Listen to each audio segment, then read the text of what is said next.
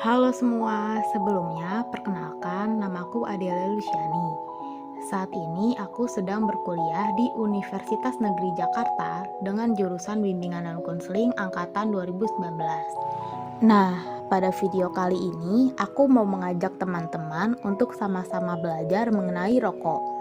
Sebelumnya, pasti teman-teman sudah tidak asing lagi ya dengan bentuk rokok itu seperti apa. Rokok adalah rintingan tembakau yang digulung dengan kertas yang panjangnya sekitar 8-10 cm. Rokok biasanya dihisap setelah dibakar ujungnya. Banyak sekali orang-orang yang menganggap bahwa merokok adalah suatu tindakan yang keren. Dan juga ada yang menganggap dengan merokok ia adalah orang yang sudah dewasa. Dan bagi kebanyakan laki-laki, jika ada laki-laki lain yang tidak merokok akan dianggap cemen. Menurut WHO, merokok adalah kebiasaan yang memiliki daya rusak yang cukup besar terhadap kesehatan.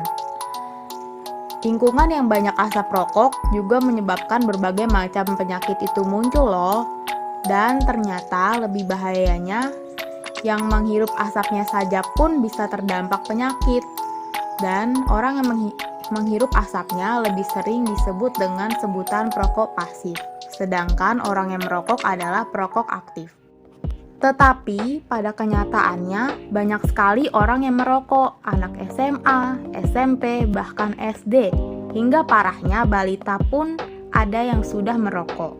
Beberapa tahun lalu, ada balita yang merokok 40 batang per hari, yang cukup menggemparkan media di Indonesia. Begitu kurang ketatnya peraturan mengenai usia merokok menyebabkan banyak sekali perokok yang masih kanak-kanak. Banyak sekali loh bahaya yang ditimbulkan dari merokok, terkhusus bagi kesehatan, karena akan menimbulkan berbagai macam penyakit yang berbahaya. Orang-orang yang sudah kecanduan merokok biasanya akan sangat sulit merubah kebiasaannya dan untuk lepas dari rokok. Oh iya, rokok itu termasuk dalam kategori zat adiktif loh. Mengapa seperti itu ya? Karena bagi para perokok, rokok itu dapat menyebabkan adiksi atau ketagihan dan dependensi atau ketergantungan. Dan rokok itu termasuk dalam kategori nafza. Mungkin ada teman-teman yang masih asing dengan istilah ini.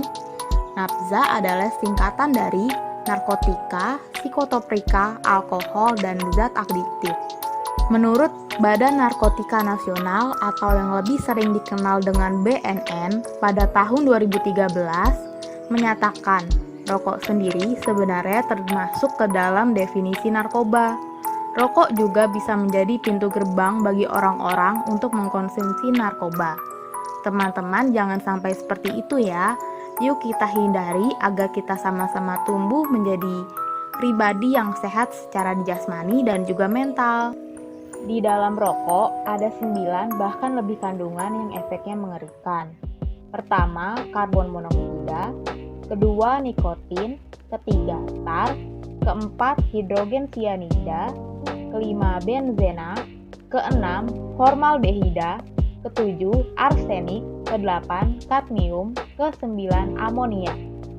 Faktor-faktor apa saja sih yang menyebabkan seseorang mengkonsumsi rokok? Biasanya ada pengaruh dari teman sebayanya, status sosial ekonomi yang rendah, dan ia juga mudah terpengaruh dengan lingkungan sekitarnya.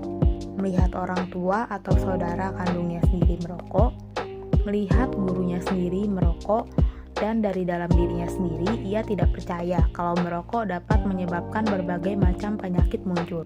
Rokok membawa bermacam dampak negatif bagi tubuh manusia.